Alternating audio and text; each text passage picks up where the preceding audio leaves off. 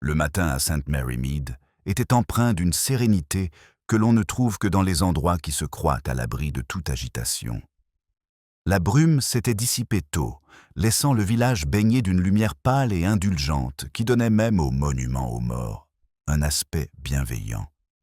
Un merle gazouillait quelque part près du mur du presbytère, et du jardin venait le bruit rythmique des râteaux qui nettoyaient les restes du concert paroissial de la veille. L'air sentait légèrement la cire de bougies et les géraniums. C'était, comme mademoiselle Marple le faisait souvent remarquer, un jour où rien d'extraordinaire ne pouvait arriver. Précisément le genre de jour où cela arrivait toujours. Elle était assise près de sa fenêtre, recousant un bouton sur un cardigan qui avait perdu son compagnon pendant l'agitation du concert. Toutes les quelques coutures, elle regardait la ruelle où la petite Austin de Madame Price Ridley passait à son rythme habituel, avec son air moralisateur. Mademoiselle Marple sourit faiblement, mais son aiguille s'arrêta à mi-chemin dans la laine. Quelqu'un d'autre marchait derrière cette voiture, à moitié cachée par la haie. Un homme, sans chapeau ni manteau malgré le froid. Elle ne le reconnut pas. Il marchait vite, trop vite pour un homme du village, et lorsque l'Austin freina près de la poste, il prit le chemin de traverse menant au cimetière et disparut de sa vue. Ce n'était rien, bien sûr, peut-être un étranger égaré qui cherchait la route principale. Pourtant, cette retraite précipitée vers un endroit tranquille donna à mademoiselle Marple la même vague impression que lorsqu'on tourne une page avant d'avoir fini de lire la dernière ligne. À midi, le village avait déjà choisi son sujet de conversation pour la journée. Le succès du concert et le solo surprenant interprété par madame Calthorpe dans un registre tout à fait étranger à l'oreille humaine. À l'épicerie, on parlait des plumes de son chapeau, à la poste, de son mystérieux visiteur de l'après-midi précédent. Mais au Blue Boar, où quelques hommes du coin s'étaient réunis autour d'une bière, la conversation dériva vers un autre sujet. L'annonce inattendue du vicaire qu'il y aurait un petit service commémoratif jeudi, pour un homme dont la plupart d'entre eux n'avaient jamais entendu parler. Un certain M. Edmund Blake, dit M. Footman, en polissant un verre avec la solennité des Écritures. Un ami du vicaire depuis des années, d'après ce qu'on m'a dit. Il est mort subitement près de Weymouth. Pas de famille, pas de mention dans les journaux. La femme du vicaire pleure toutes les larmes de son corps. C'est étrange, dit le sergent Weatherby, qui aimait les bizarreries tant qu'elles restaient théoriques. On dit qu'il venait ici, qu'il avait même écrit au vicaire. Puis, une crise cardiaque, aussi soudaine que ça. Il claqua des doigts. Et pourtant, le vicaire est pâle comme un linge. Depuis. Dans son jardin d'en face, mademoiselle Marple se penchait sur ses roses, le bord de son chapeau ombrageant ses yeux. Elle était assez proche pour entendre les intonations, sinon les mots, et les intonations suffisaient souvent. Il y avait là un sous-entendu, quelque chose entre la sympathie et la délectation. Cela l'intéressait bien plus que la cérémonie commémorative elle-même. Le village anglais pouvait pardonner beaucoup de péchés, mais pas l'introduction d'un mystère sans explication. Cet après-midi-là, la cloche de l'église sonna une fois, d'un son grave et incertain, qui resta dans l'air plus longtemps qu'il n'aurait dû. Mademoiselle Marple leva les yeux de son désherbage, se redressa et écouta. Aucun enterrement n'était prévu, ni aucune répétition. Le son retentit à nouveau. Plus lentement, comme s'il était testé par une main incertaine. Puis le silence. Quelques instants plus tard, elle vit le jeune Tom Calthorpe courir dans l'allée, les cheveux en bataille, appelant le constable. Il s'arrêta, dit quelque chose à bout de souffle à la femme de chambre du vicaire, puis disparut à l'intérieur. La femme de chambre porta la main à sa bouche. Ce geste, répété par toutes les femmes le long des haies, suffit à faire tourner toutes les têtes à St. Mary Mead. À l'heure du thé, ce n'était plus une rumeur. Le vicaire avait été retrouvé dans la sacristie, effondré à côté du pupitre. Il n'était pas mort. pas encore, mais inconscient, avec une petite coupure au-dessus de la tempe et une lettre serrée dans sa main. Selon ceux qui l'avaient vue, et il existait déjà 3 versions de cette liste, la lettre ne comportait que 2 mots écrits d'une main ferme et inconnue. « Pardonnez-moi ». Mademoiselle Marple apprit la nouvelle par Madame Price Ridley, qui arriva exactement 12 minutes après l'événement, le visage rouge à la fois d'effort et d'énergie morale. « C'est terrible, Jane, tout simplement terrible. Le médecin dit que c'est un choc. Ils disent qu'il ne se souviendra peut-être pas de ce qui s'est passé, le pauvre. Et cette lettre, elle doit avoir un rapport avec ce monsieur Blake, vous ne pensez pas ?» Mademoiselle Marple se servit une autre tasse de thé, laissant le bruit de la tasse remplir le silence. « Peut-être, dit-elle doucement, ou peut-être pas.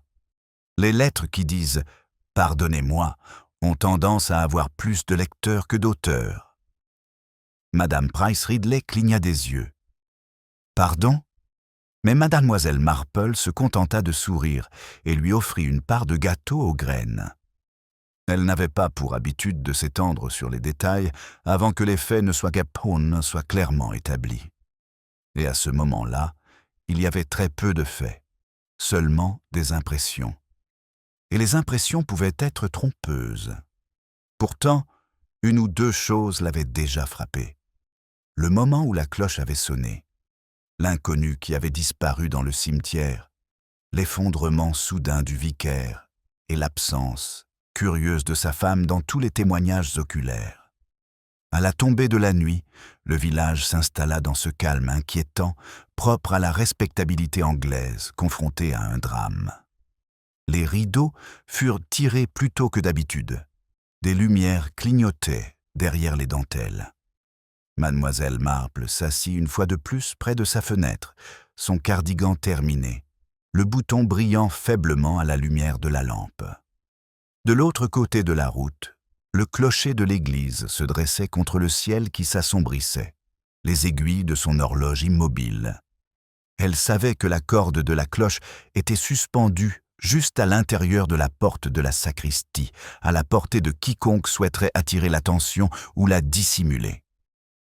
Dehors, une seule voiture passa, puis le silence revint. L'air était calme, comme avant une confession ou le silence qui précède le 2e coup de cloche. Mademoiselle Marple croisa les mains et regarda vers l'église. Quelque part dans ce silence, pensa-t-elle, une vérité attendait, pas bruyante, pas dramatique, mais patiente, comme le mal l'est souvent lorsqu'il se croit oublié. Le calme s'intensifia alors que la nuit s'installait sur St. Mary Mead. Depuis la fenêtre de mademoiselle Marple, le village ressemblait à un tableau arrangé pour le confort. Rideaux tirés, lumière tamisée, rien ne suggérait que le désordre s'était installé en son cœur. Pourtant, dans chaque salon ce soir-là, les tasses de thé restaient intactes et les conversations s'éteignaient dans le silence. L'effondrement du vicaire avait bouleversé plus que sa congrégation. Il avait perturbé le fragile pacte entre intimité et curiosité sur lequel reposent les petits villages. Mademoiselle Marple, après avoir allumé sa seule bougie, était toujours assise dans son fauteuil lorsqu'on frappa doucement à sa porte. C'était un coup délicat, presque apologétique, le genre de coup frappé par quelqu'un qui avait déjà décidé ce qu'il voulait dire et craignait de ne pas avoir le courage de le dire. Lorsqu'elle ouvrit la porte, elle trouva Madame Calthorpe debout devant elle, les gants dépareillés, le chapeau mal ajusté et le sang-froid vacillant comme un oiseau pris au piège. « Ma chère Jane », commença-t-elle en entrant sans y être invitée, mais avec gratitude, j'avais besoin de voir quelqu'un de sensé. Tout le village est devenu complètement fou. Mademoiselle Marple sourit faiblement. « Je peux l'imaginer, » dit-elle. « Bien que, d'après mon expérience, la folie soit souvent simplement le résultat de trop de discussions dans un espace trop restreint. » Madame Calthorpe s'effondra dans le fauteuil qui lui était offert, serrant son sac à main comme s'il contenait son courage. « Ils disent déjà des choses horribles. À propos du pauvre monsieur Clement, à propos de cet homme qui est mort, celui pour qui ils organisent une cérémonie commémorative. Et même, eh bien, même à propos de mon mari. Mademoiselle Marple ne sembla pas surprise. Les gens aiment tellement répartir la culpabilité de manière égale, comme du beurre sur du pain grillé, cela leur évite d'avoir à réfléchir. Mais ils ont tort, insista Madame Calthorpe.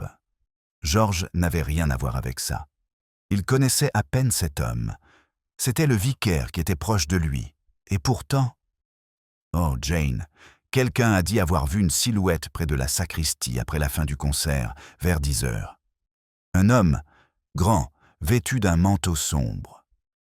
George était là pour aider à ranger les livres de cantiques jusqu'à près de 18h30. Les mots se bousculaient, et mademoiselle Marple nota ce qui était dit et ce qui ne l'était pas. On n'avait pas interrogé madame Calthorpe sur les allées et venues de son mari, mais elle s'était empressée de les révéler. La peur d'être soupçonnée, pensa mademoiselle Marple, est la première confession que font la plupart des gens. « A-t-on reconnu cet homme » demanda-t-elle doucement. « Non, seulement qu'il se déplaçait bizarrement, comme s'il portait quelque chose. » Mademoiselle Marple acquiesça. C'est une habitude curieuse, la façon dont les gens portent leur culpabilité, parfois à 2 mains, parfois cachée sous le bras. Madame Calthorpe cligna des yeux, puis détourna le regard. Le médecin dit que le vicaire se remettra. Il pense qu'il s'agit d'une commotion cérébrale. Mais il ne trouve plus la lettre. Celle qui disait « Pardonnez-moi ». Elle a complètement disparu. Madame Clement est hors d'elle. Miss Marple trouva cela intéressant.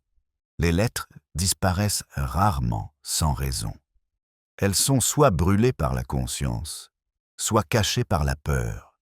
Mais à voix haute, elle murmura seulement « Je suis sûre qu'elle réapparaîtra ». Une fois sa visiteuse partie, laissant derrière elle un léger parfum de lavande et une certaine agitation, mademoiselle Marple serra son châle autour d'elle et fixa la flamme de la bougie. L'équilibre des choses avait basculé. Une lettre disparue, un vicaire blessé et un homme mort que personne ne connaissait à part lui. C'était le genre de triangle qui cachait un 4e angle. De l'autre côté de la ruelle, une lumière apparut à la fenêtre du presbytère. La petite voiture du médecin restait garée devant le portail, son capot scintillant de rosée. Les sentinelles autoproclamées du village, Madame Price Ridley et Madame Bantry, rôdaient à proximité avec une vigilance digne, échangeant des murmures sous prétexte d'inquiétude. Mademoiselle Marple les observait, sachant que la compassion à St. Mary Mead était souvent indissociable de l'appétit. Le lendemain matin apporta une bruine et les premières rumeurs imprimées. Le Morning Messenger publiait une brève annonce. Un pasteur local, frappé par une maladie soudaine après un événement paroissial. En dessous, en petits caractères, cérémonie commémorative reportée. Cette simple phrase se répandit dans le village comme un courant d'air dans une pièce fermée. En milieu de matinée, mademoiselle Hartnell avait déclaré que ce report était suspect. À midi, il était devenu la preuve d'une irrégularité. Mademoiselle Marple se rendit à la poste, officiellement pour envoyer un colis de boutures de roses à sa nièce, mais surtout pour écouter.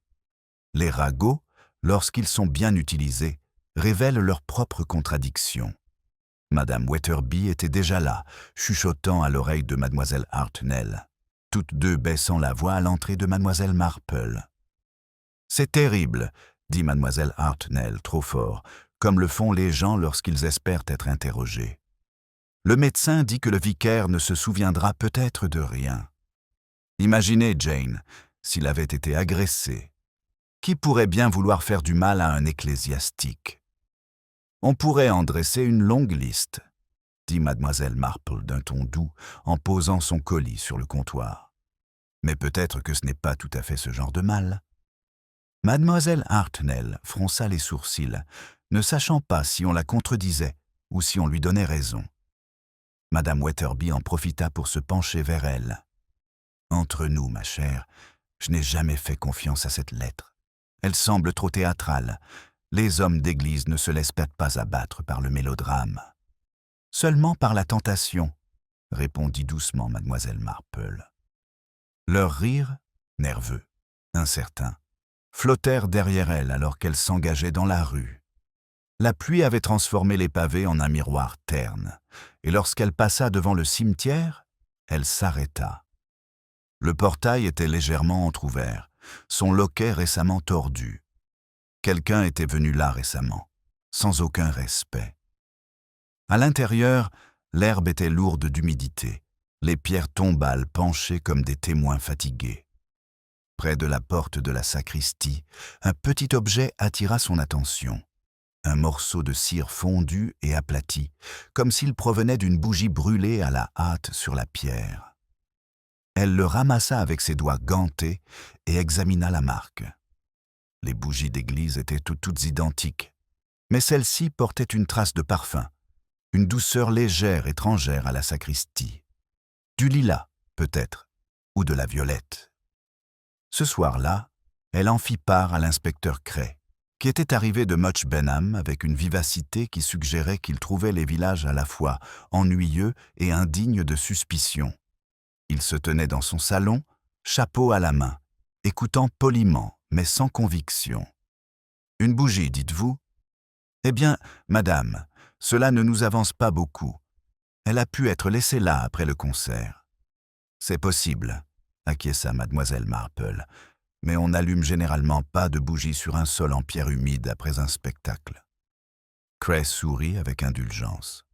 « Vous avez l'œil pour repérer les choses curieuses, mademoiselle Marple. »« Je préfère penser que... »« J'ai l'oreille, » répondit-elle. « Les choses que les gens disent ou ne disent pas ont tendance à allumer leur propre petite flamme. » Il acquiesça, prenant involontairement note de cela, puis s'éclaircit la gorge. « Entre nous, il y a des rumeurs d'irrégularité dans les comptes du vicaire, des dons qui auraient disparu. Cela pourrait être une coïncidence. »« À Sainte Mary Mead, » dit mademoiselle Marple. « La coïncidence est un euphémisme pour désigner un mobile. » Le stylo de l'inspecteur s'arrêta. « Vous pensez donc qu'il ne s'agissait pas d'une maladie ? » « Je pense, » répondit-elle doucement, « que le pardon est rarement écrit avant d'être mérité. » Après son départ, la pièce semblait plus calme qu'auparavant. Dehors, la bruine avait cessé et une légère brume s'élevait des pelouses, argentée par les lampadaires. Le bout de bougie gisait sur la table à côté de la tasse de thé de mademoiselle Marple, exhalant son léger parfum de lilas. Elle le regarda avec une curiosité tranquille, comme s'il parlait une langue qu'elle avait autrefois connue et qu'elle n'avait qu'à moitié oubliée. Au-delà de la haie, quelqu'un passa rapidement dans l'allée, les pas étouffés, délibérés, s'éloignant vers l'église. Mademoiselle Marple ne se dirigea pas vers la fenêtre. Elle se contenta d'écouter jusqu'à ce qu'ils aient disparu. Puis elle éteignit sa bougie et resta assise un moment dans l'obscurité, les mains soigneusement jointes sur ses genoux. Le village, pensa-t-elle, commençait à murmurer sérieusement maintenant. Et les murmures, une fois commencés, ont tendance à ressembler beaucoup à des confessions. La brume nocturne s'attarda jusqu'au matin, s'enroulant comme un vieux souffle le long des haies et adoucissant les contours de chaque toit de Sainte Mary Mead.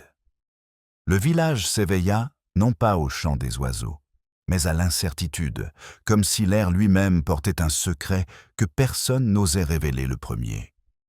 À 8 heures, le camion de lait avait fait sa tournée et 3 versions différentes des bruits de pas de la nuit précédente circulaient déjà. Un braconnier, un endeuillé et un fantôme. Chacune était défendue avec conviction et chacune était tout aussi erronée. Mademoiselle Marple descendit prendre son petit déjeuner à l'heure habituelle, se déplaçant avec la précision tranquille de quelqu'un qui a confiance que la vérité, comme la crème, remontera à la surface en temps voulu. Elle beurra son toast, jeta un coup d'œil vers le clocher de l'église visible à travers ses rideaux de dentelle et constata, avec une satisfaction tranquille, que l'horloge fonctionnait à nouveau. Ceux qui l'avaient arrêtée plus tôt n'avaient pas voulu la casser. Le contrôle, pensa-t-elle, en révèle toujours plus que la violence. Son courrier du matin arriva avec 2 lettres. L'une de sa nièce à Londres, l'autre sans adresse de retour, écrite sur du papier épais de couleur crème.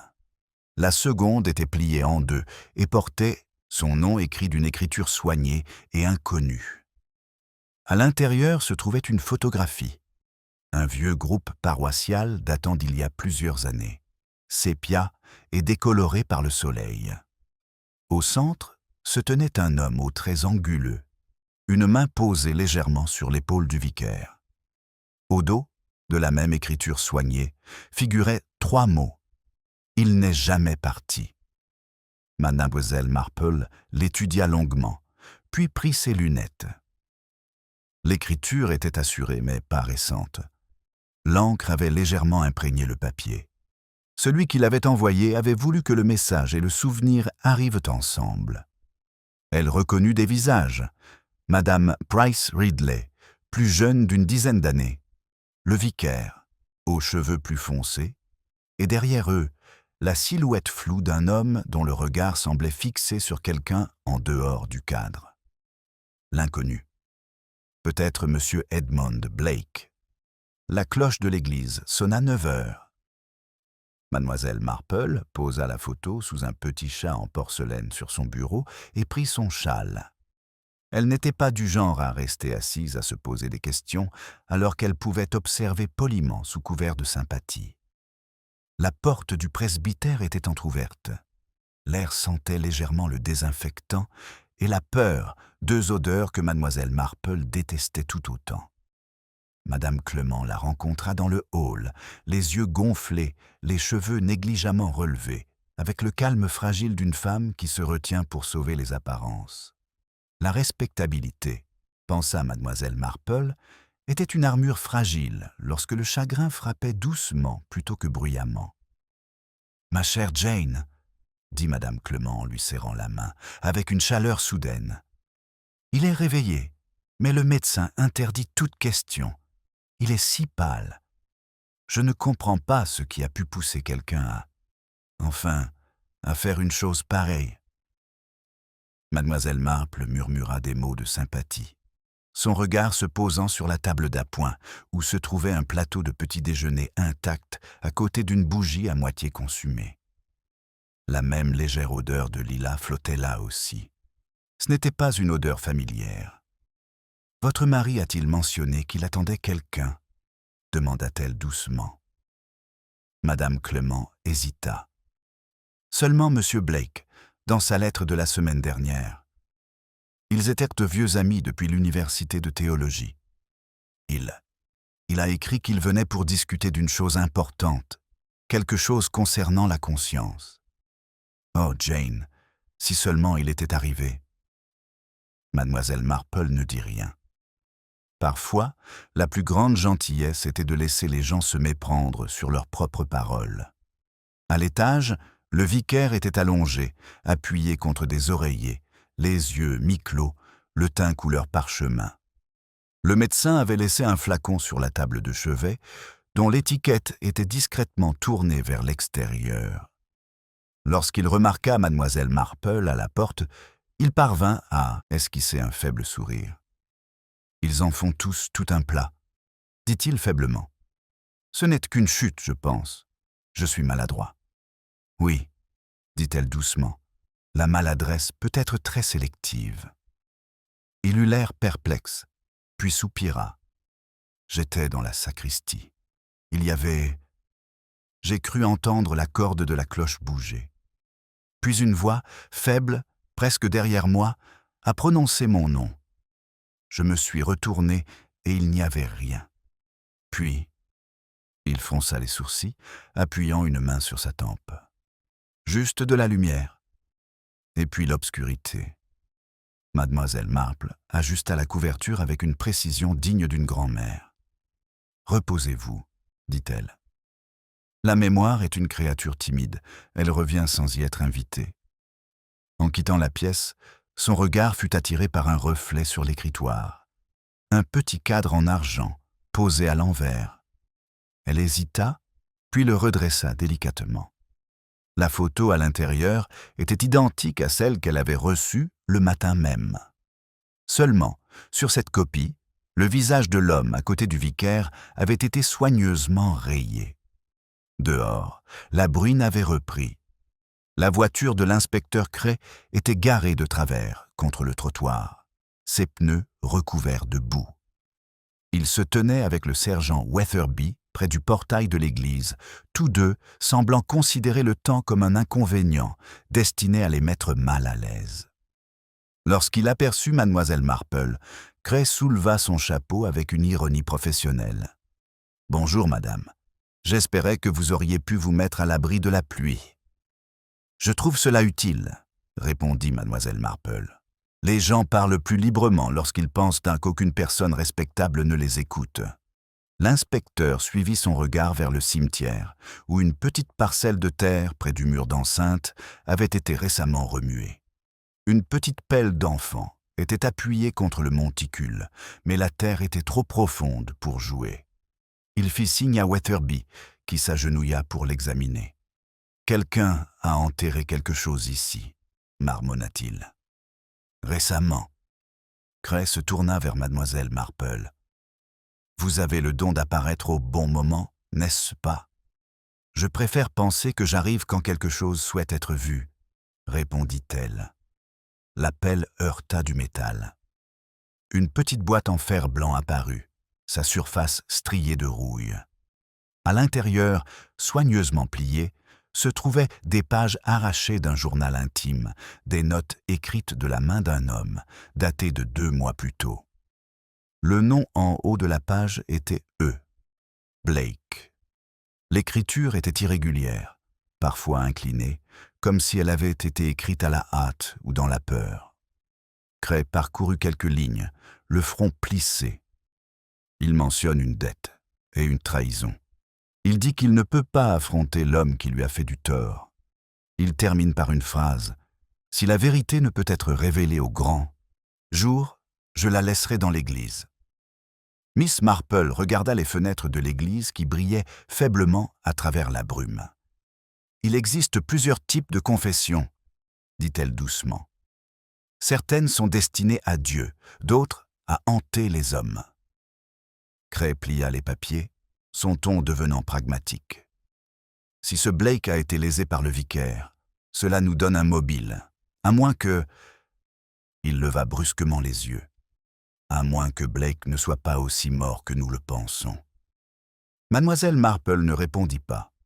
Elle observait le chemin du cimetière, où la silhouette familière de Madame Price Ridley apparut sous un parapluie beaucoup trop raffiné pour le temps qu'il faisait. La femme avançait avec la raideur déterminée de quelqu'un qui apporte de mauvaises nouvelles à la bonne adresse.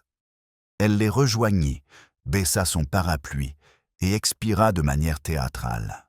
« Vous n'allez jamais le croire, inspecteur. Ils ont trouvé une valise dans le placard de la sacristie avec le nom de M. Blake sur l'étiquette. Et à l'intérieur, un mouchoir taché de sang. » Cray se redressa et se dirigea vers l'église.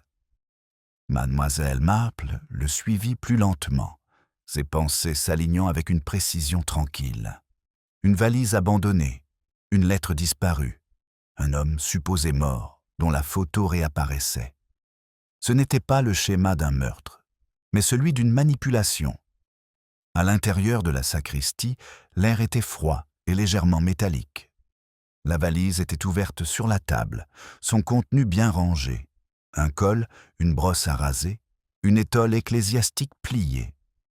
Le mouchoir était effectivement taché, mais la tache avait la teinte sèche et brune du vieux vin plutôt que celle du sang. Néanmoins, cela suffirait à alimenter les ragots. Cray l'inspecta d'un air sombre. « Nous allons l'envoyer pour analyse, mais je parierais que nous venons de déclencher une nouvelle vague d'hystérie dans le village. » « En effet, » dit mademoiselle Marple en passant légèrement son doigt sur le bord de la valise, « et l'hystérie Inspecteur est un peu comme le vin. Une fois débouchée, elle répand son arôme bien avant que quiconque ne la goûte. Il lui jeta un regard en coin. « Vous pensez que tout cela a été mis en scène ?»« Je pense, » dit-elle en jetant un coup d'œil vers le chandelier vide près de la fenêtre, « que quelqu'un a voulu faire passer le pardon pour de la culpabilité. » Dehors, la cloche sonna une seule fois, d'un ton lugubre, bien qu'aucune main ne se trouvât près de la corde.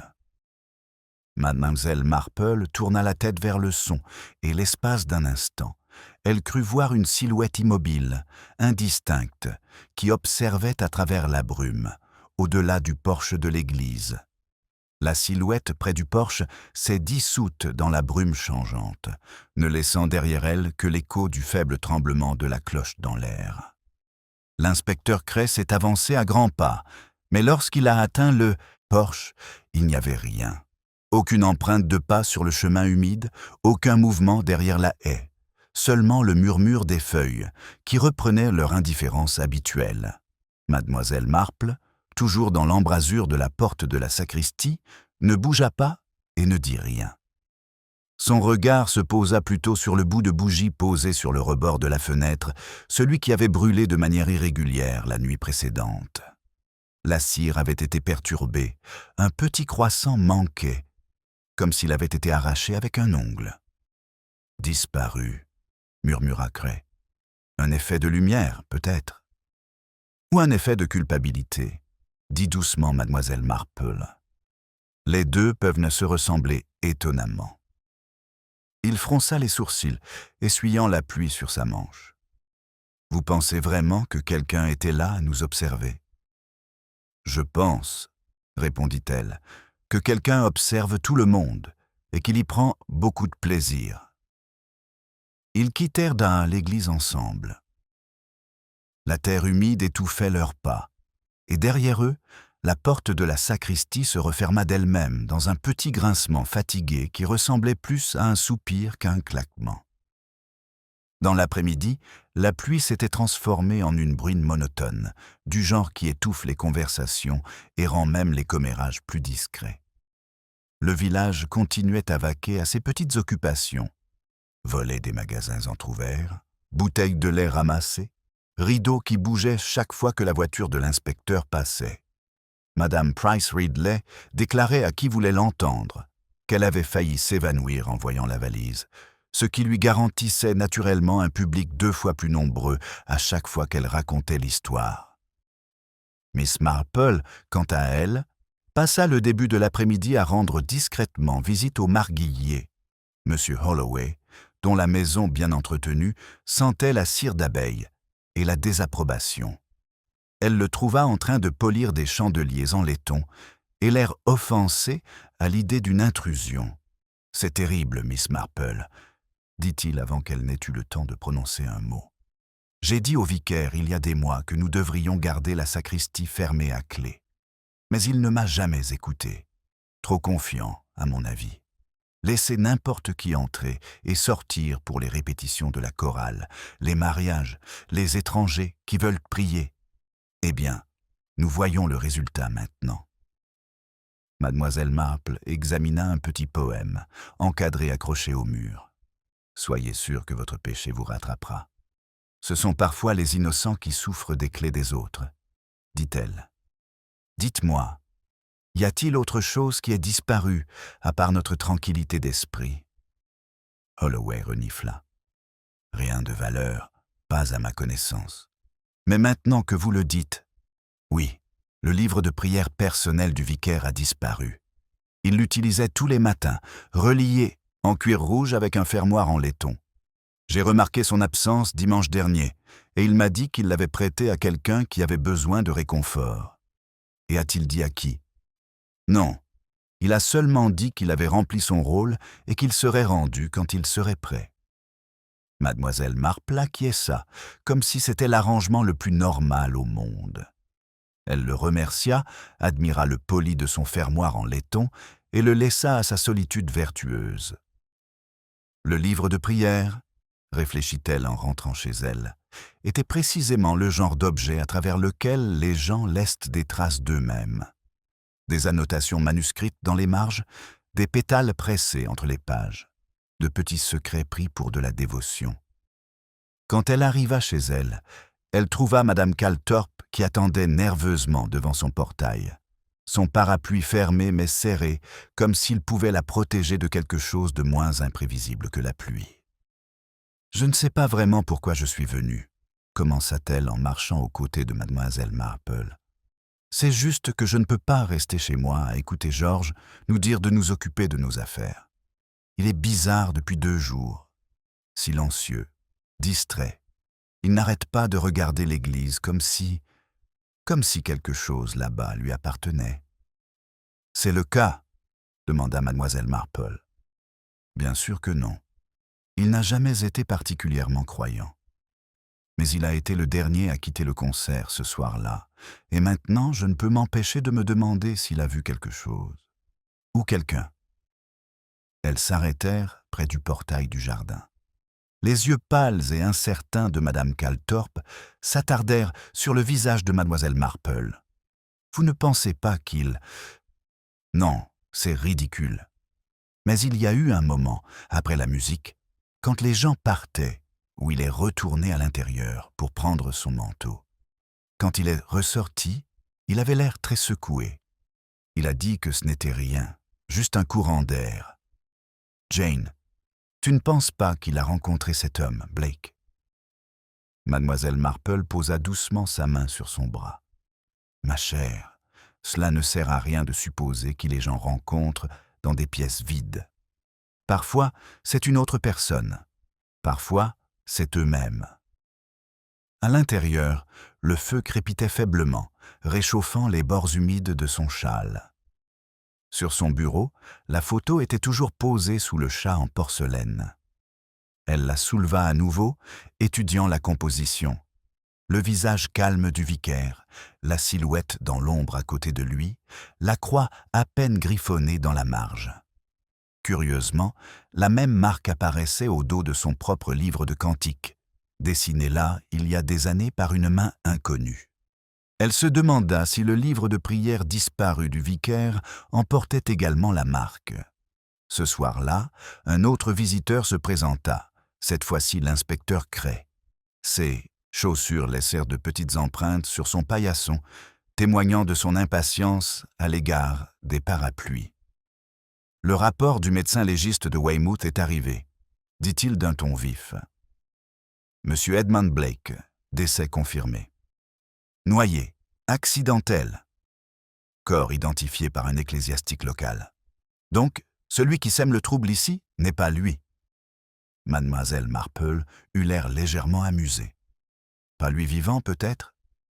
Mais les morts ont des moyens remarquables d'influencer les vivants. Il soupira. « Vous pensez que quelqu'un utilise le nom de Blake pour faire chanter le vicaire ? » « Je pense, dit-elle, que le chantage nécessite 2 personnes, l'une qui a peur de parler et l'autre qui est certaine qu'elle ne le fera pas. » Cray ôta son chapeau, passa une main dans ses cheveux et baissa la voix. « Entre nous, la femme du vicaire est venue me voir cet après-midi. Elle jure avoir entendu son mari murmurer dans son sommeil quelque chose à propos d'une promesse non tenue et d'un nom auquel il demandait pardon. Pas Blake. Le nom d'une femme. » Miss Marple regarda le feu. Sa lueur vacillait sur le verre de la photographie, obscurcissant le visage de l'inconnu.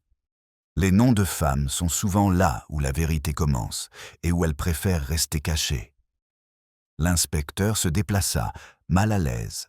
« Vous ne croyez pas aux fantômes, je suppose ?»« Je crois, » dit-elle, aux souvenirs qui refusent de se reposer. Il acquiesça, ne sachant trop s'il avait été rassuré ou mis en garde. Puis il partit, laissant derrière lui une légère odeur de tweed humide. L'horloge du village sonna 9 heures. Mademoiselle Marple posa son tricot et se dirigea vers la fenêtre. La pluie avait cessé et le chemin menant à l'église brillait faiblement à la lumière des lampadaires. Quelque part, une porte se ferma doucement, trop doucement pour être le fait du vent, trop délibérément pour être le fruit du hasard. Elle tendit l'oreille, la tête légèrement inclinée, comme un oiseau qui guette le bruissement trahissant le chasseur. Quelques instants plus tard, une lueur apparut à l'intérieur de l'église. Une seule bougie dont la flamme vacillait derrière le verre dépoli de la fenêtre de la sacristie. Elle vit une ombre la traverser, grande, voûtée, se déplaçant avec hésitation. Puis, la lumière disparut. Miss Marple prit son manteau calmement et sans se presser. Elle sortit dans l'air froid de la nuit, boutonnant son manteau comme si elle se préparait à une course banale, plutôt qu'à une mission dangereuse. Le long du chemin, les flaques d'eau reflétaient ses pas comme de petits miroirs tremblants. Alors qu'elle approchait de la porte du cimetière, elle vit quelque chose briller sur le gravier. Un objet tombé ou jeté. Elle se baissa et le ramassa. Un fermoir en laiton, terni, sur lequel étaient gravées les initiales E.B. Il avait autrefois appartenu à un livre. Elle le tint dans sa paume, écoutant le silence lointain du village qui s'installait dans son faux sommeil. Quelque part, au-delà des murs, quelqu'un attendait le pardon ou faisait semblant de l'attendre. Le fermoir était froid dans la paume de Mademoiselle Marple, ses initiales gravées scintillant faiblement sous la lumière de la lampe qui traversait la brume. L'air nocturne était calme, comme si l'endroit attendait de retrouver son calme, mais n'osait pas encore. Elle glissa le petit objet dans sa poche et s'approcha de la porte de l'église. Elle était à nouveau entr'ouverte, d'à peine 2 centimètres, mais suffisamment pour trahir une certaine incertitude. À l'intérieur, l'air conservait une légère odeur de fumée de bougie et de cire. Mademoiselle Marple s'arrêta pour écouter. Le silence n'était pas complet. Il y avait une respiration quelque part, lente, délibérée, le son de quelqu'un qui écoutait en retour. Ses yeux s'habituèrent progressivement à l'obscurité. La silhouette était près du pupitre, accroupie comme pour atteindre quelque chose en dessous. Une silhouette de femme, mince, pressée, vêtue de laine sombre. « Bonsoir », dit doucement Mademoiselle Marple. La silhouette sursauta, renversant un livre. Les pages voltèrent. Puis vint le murmure nerveux. « Oh, Mademoiselle Marple, vous m'avez fait peur. » C'était Madame Clement. Ses cheveux étaient décoiffés. Son expression pâle, avec quelque chose qui semblait trop pensif pour être de la peur. « Ma chère, » murmura Mademoiselle Marple, « à cette heure-ci, l'église n'est plus le refuge qu'elle était autrefois. » Madame Clement esquissa un sourire tremblant. « Je ne pouvais pas dormir. Henri se repose. J'ai pensé que si je pouvais trouver son livre de prière, cela le réconforterait peut-être à son réveil. Dans le noir. » La question était douce, presque tendre. Madame Clement baissa les yeux, tordant ses mains l'une contre l'autre. « J'ai apporté une bougie, » dit-elle faiblement. Elle s'est éteinte. Le regard de Mademoiselle Marple se posa sur la flaque de cire sur la pierre. Elle avait le même parfum léger de lilas qu'auparavant. « Vous avez souvent cherché alors ?» Il y eut un silence, puis une petite confession s'échappa comme de la vapeur d'une bouilloire. « Oui, je suis venu hier soir aussi. Je ne l'ai pas trouvé. » Le ton de Mademoiselle Marple resta doux. « Et vous êtes certaine que c'était le livre de prière d'Henri que vous cherchiez ?» Madame Clement ouvrit les lèvres, puis les referma. Que pouvais-je chercher d'autre? Elles laissèrent la question en suspens, délicate et sans réponse. Au matin, la pluie avait cessé. Le soleil revint timidement sur St. Mary Mead, comme s'il n'était pas sûr d'être encore le bienvenu. Mademoiselle Marple avait peu dormi, ses pensées tournant tranquillement comme des pierres remuées dans des eaux peu profondes. Lorsqu'elle descendit pour prendre son petit déjeuner, le fermoir en laiton était posé à côté de sa tasse de thé, lui rappelant que les apparences s'étaient lassées de la vérité. À 9h30, l'inspecteur Cray rappela, plus sec que d'habitude. « Nous avons retrouvé la valise, mademoiselle Marple, dit-il. Il s'avère qu'elle n'appartenait pas du tout à Blake. Elle appartenait à une visiteuse de la paroisse, une des travailleuses caritatives du diocèse. Elle est venue il y a 15 jours et a laissé ses affaires dans la sacristie pendant qu'elle triait les dons. Elle les a oubliés. Son étiquette se trouve à l'intérieur de la doublure. Mademoiselle Marple lui servit du thé. Alors nos indices mystérieux sont plutôt généreux que précis. Il eut un petit rire. C'est une façon de voir les choses, mais le plus étrange, c'est que la visiteuse en question n'a jamais signé le registre de la paroisse. Nous ne trouvons aucune trace de son séjour. Personne ne semble se souvenir de son nom. Parfois, dit mademoiselle Marple, les gens préfèrent qu'on se souvienne d'eux pour leur rôle plutôt que pour leur personne. Cray fronça les sourcils. Comment ça? Ça veut dire qu'ils arrivent en tant qu'organisme caritatif et repartent en tant qu'opportunité. L'inspecteur ne savait pas trop si elle plaisantait. Nous diffuserons son signalement. Une femme d'âge moyen vêtue de gris, selon les dires. Un visage mince, une voix douce, un sourire facile. Cela pourrait correspondre à la moitié du comté. Il vaudrait peut-être mieux voir qui correspond le mieux à ce signalement, murmura mademoiselle Marple. À St. Mary Mead, les coupables s'empressent souvent de ressembler aux innocents. Une fois qu'il fut parti, elle s'assit un moment près de la fenêtre, laissant le rythme matinal du village se dérouler sous ses yeux. La sonnette du vélo du facteur, madame Calthorpe, arrosant ses jardinières, avec un soin qui suggérait une préoccupation nerveuse, et madame Price Ridley, traversant la pelouse en direction du presbytère, portant un pot contenant quelque chose de sombre et de médicinal. Après tout, la charité était le déguisement le plus respectable pour la curiosité. Mademoiselle Marple se leva, enroula son châle autour de ses épaules et sortit. L'air avait cette fraîcheur rare après la pluie où même la tromperie sent bon. Elle traversa la ruelle et arriva à la porte du presbytère au moment où madame Price Ridley en sortait, rayonnante d'avoir rendu service. « Ah, Jane !» s'exclama-t-elle. « Vous ne pouvez pas imaginer l'état de ce pauvre homme, pâle comme un linge. Et sa femme? Eh bien, elle n'est plus elle-même.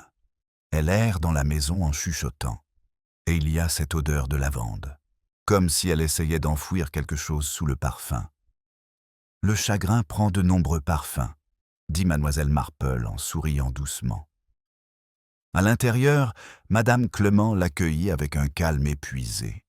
La maison semblait plus calme qu'auparavant, même si le silence dans ce genre de maison était rarement synonyme de paix. Elle conduisit mademoiselle Marple au salon, où la lumière du soleil frappait les photos encadrées posées sur la cheminée. Parmi elles se trouvait la même photo paroissiale, celle dont le visage avait été rayé. « Vous l'avez gardée », observa doucement mademoiselle Marple. Madame Clement hésita. « Oui, je l'ai trouvée dans le bureau d'Henry après son malaise. Il m'a dit un jour que M. Blake l'avait envoyée, il y a des années, après un désaccord. Je ne sais pas de quoi il s'agissait. Henry disait qu'il lui avait pardonné depuis longtemps. Le pardon, dit mademoiselle Marple, est un mot si réconfortant. Il se situe entre ce dont nous nous souvenons et ce que nous préférerions oublier. » Les yeux de madame Clement se remplirent soudainement de larmes. « Jane, croyez-vous vraiment que quelqu'un lui voulait du mal? »« Je crois, dit mademoiselle Marple, que le mal peut être fait tout en douceur lorsqu'il revêt le masque de la vertu. » Madame Clement se détourna pour essuyer ses yeux. Je voulais seulement retrouver son livre de prière. C'était son réconfort, son habitude. « Les habitudes, dit mademoiselle Marple, nous en disent plus long que les actions. Elles nous montrent qui nous sommes quand personne ne nous regarde. » Un petit bruit provenant du hall les interrompit. La voix du vicaire, faible mais claire. Il appelait sa femme. Madame Clement se précipita à l'étage, laissant mademoiselle Marple seule un instant. Son regard se posa à nouveau sur l'écritoire. Le tiroir, à moitié ouvert, révélait une lettre pliée, scellée à la cire noire. Mademoiselle Marple hésita, puis referma le tiroir sans y toucher. Il n'était pas nécessaire d'ouvrir tout pour savoir ce qu'il contenait. Parfois, un sceau en disait plus long que l'encre. La porte grinça derrière elle. Madame Calthorpe se tenait là, à moitié dans l'ombre, serrant un petit paquet. « Oh, Jane, je suis si contente que vous soyez là. Je viens de l'église. Vous allez me trouver idiote, mais j'ai trouvé ceci dans l'herbe près du mur. » À l'intérieur de l'emballage se trouvait un livre en cuir rouge, dont le fermoir en laiton avait disparu. Les initiales à l'intérieur, effacées mais lisibles, étaient H.A.C. « Henry Clément », dit Miss Marple doucement. « Où l'avez-vous trouvé exactement ?»« Près de la haie qui délimite le terrain. Comme si quelqu'un l'avait laissé tomber en escaladant. » Mademoiselle Marple retourna le livre, caressant le cuir humide. La dernière page avait été déchirée proprement, comme si quelqu'un avait pris soin de ne pas laisser de bords irréguliers. Un léger parfum de lilas flottait sur la couverture. Par la fenêtre ouverte, le son de la cloche de l'église se fit à nouveau entendre. Une note claire, puis le silence. Mademoiselle Marple leva les yeux vers le clocher, l'air pensif. Ce timing n'avait rien d'accidentel. Les cloches, comme la culpabilité, sonnaient rarement d'elles-mêmes. La note unique de la cloche resta longtemps dans l'air après que son écho se fût évanoui. Léger tremblement métallique vibrant dans les ruelles tranquilles de St. Mary Mead. Mademoiselle Marple resta près de la fenêtre, le livre de prière du vicaire reposant légèrement dans ses mains gantées. L'odeur du lilas s'accrochait au cuir humide, une intrusion de douceur qui n'appartenait pas à la poussière et à l'amidon de la vie paroissiale. Elle regarda à travers le cimetière. La brume s'était dissipée, révélant le mur de pierre où le livre avait été trouvé. Un merle s'y posa, picora une fois la mousse, puis s'envola, tel un petit point noir sur le ciel pâle. Madame Calthorpe se tenait près de la porte, tordant ses gants. « Jane, que pensez-vous que cela signifie? Que le livre se trouvait à l'extérieur. Quelqu'un a peut-être volé. »« Volé ou rendu, » murmura mademoiselle Marple. Les gens confondent souvent restitution et honnêteté. C'est au mieux une demi-confession. Elle ouvrit le livre sans attache. La plupart des pages étaient faites propres. L'impression était effacée par des années d'utilisation assidue.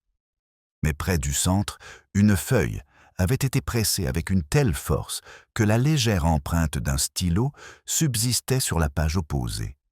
Fantomatique, inversée, illisible. Elle l'inclina vers la lumière et sortit sa petite loupe. Quelques mots apparurent, comme des secrets à travers le brouillard. Pas encore dit. Pardon. Sous la cloche. Sous la cloche, dit-elle doucement. Madame Calthorpe se pencha vers elle. Pensez-vous que cela signifie la tour? Cela peut signifier la conscience, répondit mademoiselle Marple. Mais il ne faut jamais exclure la géographie. Elle emballait soigneusement le livre et se leva. « Auriez-vous l'amabilité d'aller chercher l'inspecteur Cray? Dites-lui que je pense que l'église mériterait une nouvelle visite, mais peut-être sans public. » Elle marcha d'un bon pas vers l'église. La ruelle était calme, à l'exception du faible bruit de l'eau qui coulait des arbres. Lorsqu'elle atteignit le porche, l'ombre de la tour s'étirait sur l'herbe comme un parchemin déroulé. La porte était ouverte. Comme toujours, une politique d'ouverture chrétienne qui avait récemment profité davantage aux pécheurs qu'aux saints. À l'intérieur, la nef sentait la pierre humide et les livres de cantiques laissés trop longtemps dans des armoires fermées. Elle gravit l'étroit escalier en colimaçon menant au clocher, un pas après l'autre, avec précaution. L'air se refroidissait à mesure qu'elle montait et l'odeur métallique des cordes et de la rouille s'intensifiait. Au sommet, la lumière filtrait à travers les fentes du mur, grises et indifférentes. Les cloches elles-mêmes se dressaient au-dessus d'elle comme de grandes bêtes endormies. Elle se dirigea vers la plateforme en bois située en dessous, où se trouvait un petit coffre appuyé contre le mur qu'elle n'avait jamais remarqué, lors des inspections régulières des fleurs. La serrure avait disparu. À part, l'intérieur se trouvait un morceau de tissu blanc plié, et dessus une page déchirée qui correspondait à la page manquante du livre de prière. L'écriture était précipitée, l'encre maculée. Je ne peux supporter le mensonge. Edmund B. n'était pas mon péché, mais mon bouclier. Si la vérité éclate, que la cloche parle pour moi. Miss Marple referma la page. La phrase avait la cadence indubitable d'une tentative de dignité de la part d'un ecclésiastique. Pourtant, ce qui la frappa le plus, ce n'était pas la confession, mais son emplacement.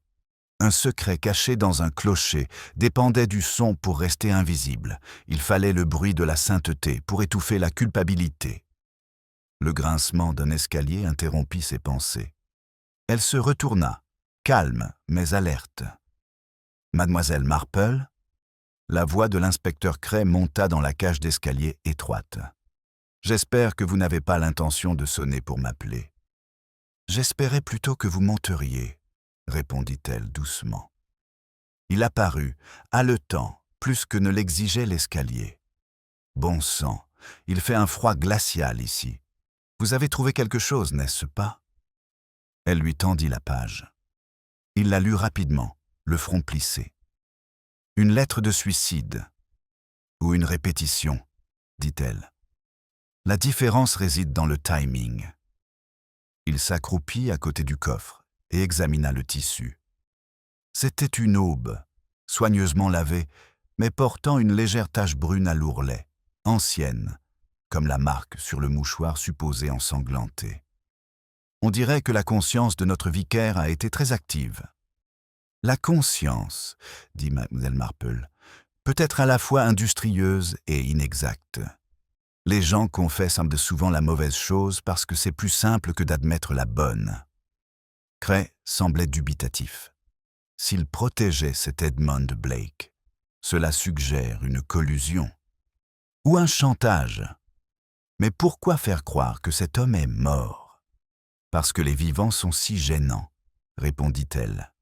Les morts, en revanche, restent là où on les place, du moins dans les conversations. Il lui adressa un sourire ironique. « Vous voyez vraiment le mal partout, n'est-ce pas ?»« Pas le mal, corrigea-t-elle, seulement la vanité déguisée. » Ils descendirent ensemble, les marches résonnant comme des battements de cœur. En bas, la porte de la sacristie était à nouveau ouverte. La lumière se répandait sur les dalles, révélant Madame Clement agenouillée près du pupitre. Elle se leva rapidement à leur approche, une main flottant vers son col. « Oh, inspecteur, Mademoiselle Marple, je ne savais pas que quelqu'un était là. » Son regard se posa sur le papier que Cray tenait à la main. « Vous l'avez trouvé, alors ?» Il scruta son visage. « Vous saviez qu'il y avait quelque chose à trouver, madame ?»« Je l'ai seulement deviné, » dit-elle doucement. Henry avait l'habitude de monter là-haut quand il était troublé. J'ai pensé qu'il avait peut-être laissé un message. Le regard de Mademoiselle Marple s'adoucit. « Vous avez cherché plus d'une fois, n'est-ce pas ?» Madame Clement acquiesça, les larmes aux yeux. Depuis le jour où il est tombé, il avait changé ces derniers mois. Il était renfermé, craintif. Je pensais que c'était à cause des comptes, de la pression. Mais il y avait autre chose. Quelqu'un lui écrivait. J'ai vu le cachet de la poste. Weymouth. Il brûlait les lettres. De Blake, murmura Cray. Le silence de Madame Clement répondit à sa place. Mademoiselle Marple croisa les mains. A-t-il jamais mentionné le nom d'une femme? Une amie de M. Blake, peut-être? La femme du vicaire hésita. Il y avait une mademoiselle Hollis, Lydia Hollis. Elle travaillait à l'aide paroissiale il y a des années. Elle est partie après un malentendu au sujet des fonds. Henri l'a défendue. Cela lui a coûté cher. Et où est-elle maintenant? Demanda Cray. Personne ne le sait. Le diocèse a dit qu'elle était partie travailler à l'étranger. Mais Henri a reçu un colis il n'y a pas longtemps, un petit colis sans expéditeur. À l'intérieur, il y avait un mouchoir brodé de violettes. Il l'a caché dans son tiroir. Le parfum léger que mademoiselle Marple avait remarqué. De la violette, pas du lilas. La confusion des senteurs n'était pas un hasard. C'était un code, un souvenir traduit en fragrance. Une femme qui savait quelle odeur avait le pardon. Dehors, la cloche sonna à nouveau, une note lente et délibérée qui semblait répondre à leur silence. Cray se raidit. « Y a-t-il quelqu'un là-haut » Mais mademoiselle Marple secoua la tête. « C'est juste le vent qui tire sur la corde, inspecteur. Mais je pense que le vent a de meilleures manières que la plupart des gens quand il s'agit de remuer de vieux péchés. » Il glissa la note dans son manteau. « Nous demanderons les registres du diocèse. Nous verrons si cette mademoiselle Hollis est jamais revenue. Et j'interrogerai à nouveau les Calthorpe. Ils étaient les plus proches de la sacristie cette nuit-là. » Quand ils partirent, madame Clement s'attarda près de la porte, le visage tourné vers la nef vide. La bougie à côté d'elle vacillait, projetant une longue ombre sur la pierre. Mademoiselle Marple s'arrêta près d'elle. « Ma chère, » dit-elle doucement, « le plus difficile dans le pardon, c'est de décider qui en a vraiment besoin. » Madame Clement ne répondit pas. Ses mains étaient jointes, non pas en prière, mais en signe d'indécision. Alors que mademoiselle Marple sortait dans l'air frais, elle aperçut un mouvement derrière la haie, près du presbytère. Une grande silhouette marchait d'un pas vif vers la ruelle, le chapeau rabattu sur les yeux, le col de son manteau relevé. Ce n'était ni Cray, ni Weatherby. La démarche était plus légère, presque gracieuse. Elle le reconnut immédiatement. George Calthorpe. Et dans sa main, juste visible avant qu'il ne disparaisse au coin de la rue, se trouvait un mouchoir plié qui sentait la violette. Mademoiselle Marple ne bougea pas de la porte du presbytère. L'image de George Calthorpe tournant au coin de la rue, le mouchoir violet dépassant de sa main, la laissa immobile, comme si un seul geste maladroit pouvait faire replonger la vérité dans l'ombre. La cloche de l'église se dressait au-dessus des toits, lourde de sens. Sous son ombre, elle ressentit ce qu'elle ressentait toujours dans ces moments-là. Ce léger remous d'inquiétude morale, qui n'était pas exactement de la peur, mais plutôt de la reconnaissance. Elle rentra lentement chez elle. Les ruelles de St. Mary Mead commençaient à s'assombrir à nouveau, et les lampadaires s'allumaient un à un, chaque carré de lumière dorée promettant que tout à l'intérieur restait décent et ordinaire. Mais c'était dans ces carrés dorés que les secrets prospéraient le mieux. Derrière l'un d'eux, pensa-t-elle, quelqu'un préparait un mensonge très soigné. À sa porte, elle rencontra l'inspecteur Cray qui revenait du presbytère. Son chapeau était rabattu sur ses yeux et l'humidité avait recourbé sa moustache en pointe. « Bonsoir, mademoiselle Marple. Je viens de parler au vicaire. Il est cohérent maintenant. Il insiste sur le fait que personne ne l'a frappé. Il prétend avoir glissé sur la marche de la sacristie. C'est typique d'un ecclésiastique de tomber aussi bien au sens moral qu'au sens physique. Ou peut-être, dit doucement mademoiselle Marple, souhaite-t-il absoudre quelqu'un d'autre ?» Cray soupira. Tout le monde absout tout le monde dans ce village. On dirait que la culpabilité est une compétition paroissiale. Il fouilla dans sa poche. « Je viens de trouver ça sous la haie près du mur de l'église. Un bouton de manchette pour homme. Gravé d'un G. Il a l'air cher. » Elle le prit délicatement, examinant le fermoir usé. « C'est de l'or, mais plaqué. Le genre de choses qu'un homme pourrait porter s'il voulait paraître prospère lors d'un déjeuner du Rotary. » Cray plissa les yeux. « Calthorpe, alors. »« Peut-être, dit-elle. Mais l'imitation est une qualité très démocratique de nos jours. » Il grogna et remit le bouton dans sa poche. « Je vais lui parler dès demain matin. »« Vous n'aurez peut-être pas besoin d'attendre, » murmura-t-elle. « J'imagine qu'il est déjà en train de réfléchir à ce qu'il va vous dire. » Une fois l'inspecteur parti, mademoiselle Marple s'assit près du feu, le livre de prière du vicaire devant elle. Elle tourna les pages humides une à une, s'arrêtant sur celles dont les bords étaient noircis par des empreintes de pouces. Près de la page déchirée, de légères traces d'écriture apparurent, des noms écrits au crayon, puis effacés. Elle parvint à en distinguer un. L.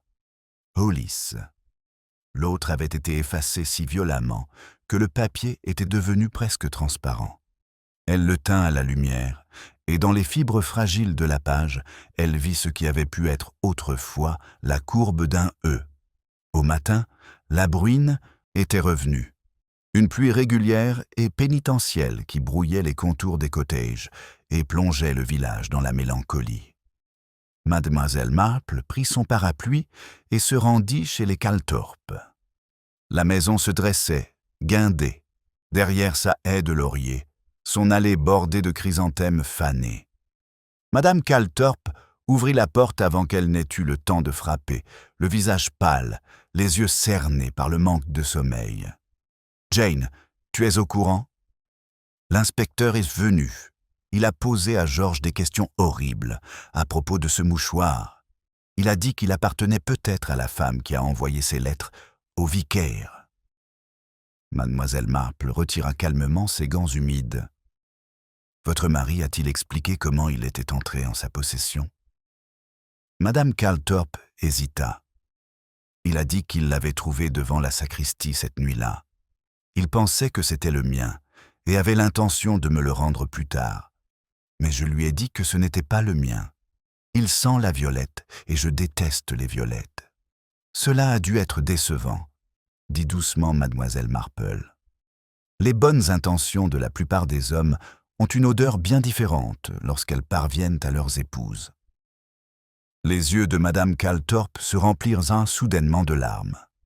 « Vous pensez que George sait quelque chose de terrible. »« Je pense, dit mademoiselle Marple, qu'il garde peut-être quelque chose pour quelqu'un d'autre. Et je pense qu'il ne sait plus s'il les protège ou s'il les trahit. » Un bruit se fit entendre derrière elle. George Calthorpe se tenait dans l'embrasure de la porte, son chapeau à la main, l'air las et irrité. « Jane, dit-il sèchement, si vous êtes venue rejoindre l'inspecteur, vous devrez faire la queue derrière les villageois. La moitié de St. Mary Mead croit que j'ai assassiné des vicaires pour le plaisir. »« Pas assassiné, » répondit-elle doucement. « Peut-être simplement galant, à tort. » Il la regarda, surpris. « Tu penses que je... » »« Bon sang, non. Je suis retourné chercher mon manteau après le concert, c'est tout. » J'ai entendu la cloche sonner, et j'ai trouvé le vicaire debout là, l'air d'avoir vu un fantôme. Il a marmonné quelque chose à propos d'une lettre et m'a dit de rentrer chez moi. Et le mouchoir ? Je l'ai vu par terre près du bureau. Je l'ai ramassé sans réfléchir. Je pensais qu'il appartenait à madame Clement. J'avais l'intention de le rendre, puis le lendemain, tout a basculé. Mademoiselle Marple le regarda fixement. « Vous êtes sûr qu'il était par terre ?» Il fronça les sourcils. « Oui. Non. Enfin, peut-être était-il sur la marche. Il y avait un courant d'air qui venait de la porte. »« Les courants d'air sont utiles, » dit-elle. « Ils déplacent souvent ce que les gens souhaitent non voir rester immobile. » Il rougit. « Écoutez, Jane, si vous pensez que j'ai quelque chose à voir avec... Je pense, l'interrompit-elle doucement, que vous êtes un homme gentil qui manque d'instinct pour choisir le bon moment. Et cela peut être très dangereux. » Elle les laissa debout dans le hall, leur mariage mis à rude épreuve entre la culpabilité partagée et la peur intime. Dehors, la pluie tombait plus fort, tambourinant contre son parapluie comme le tic-tac d'une horloge qui avance trop vite. De retour à son cottage, elle trouva un mot glissé sous sa porte. Le papier était ordinaire, l'écriture petite et soignée. « Venez seul au presbytère après la tombée de la nuit. Je dois vous dire quelque chose avant qu'il ne soit trop tard. » Il n'était pas signé, mais l'inclinaison des lettres, modeste et effacée, trahissait une femme habituée à s'excuser.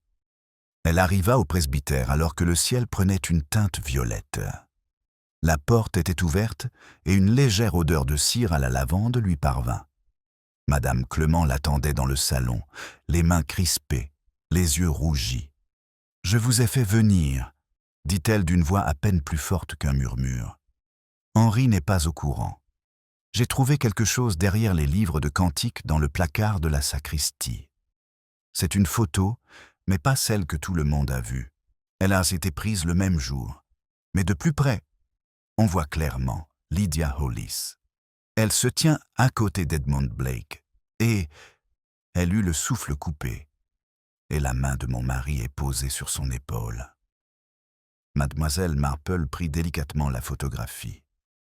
L'image était intime dans sa retenue, mais l'expression sur le visage du vicaire était indéniablement personnelle. Un regard de révérence teinté de tristesse. « Et Monsieur Blake ?»« Il les regarde ?» dit Madame Clement. Comme s'il savait. L'horloge du hall sonna 6 heures. Un léger grincement se fit entendre depuis l'église, le bruit de la corde de la cloche qui bougeait sous l'effet du vent ou quelque chose de plus lourd. Mademoiselle Marple se tourna vers le bruit. « Madame Clement ?» dit-elle doucement. « Quelqu'un d'autre est-il au courant de cette photo ? Je ne l'ai montrée à personne. Pas encore. » Le regard de Mademoiselle Marple resta fixé sur la fenêtre qui s'assombrissait. « Alors, je suggère que nous fassions toutes les deux comme si nous ne l'avions pas vue, du moins jusqu'à ce que la bonne personne croie que nous l'avons vue. » De l'autre côté de la pelouse, une silhouette se dirigea rapidement vers la porte de l'église, portant sous le bras un petit objet carré. La lumière de la lampe fit briller un éclat doré, un bouton de manchette scintillant sous la pluie. La pluie se transforma en une bruine légère, tandis que Mademoiselle Marple et Madame Clement se tenaient un près de la fenêtre du salon, regardant la silhouette traverser vers l'église. La lumière de la lampe l'éclaira une fois de plus, alors qu'il disparaissait sous le porche, puis l'obscurité l'enveloppa. L'expression de Mademoiselle Marple ne changea pas, mais ses doigts se refermèrent légèrement sur le bord de la photo. « Peut-être, » dit-elle doucement, « devrions-nous aller voir qui prie à cette heure-ci ?»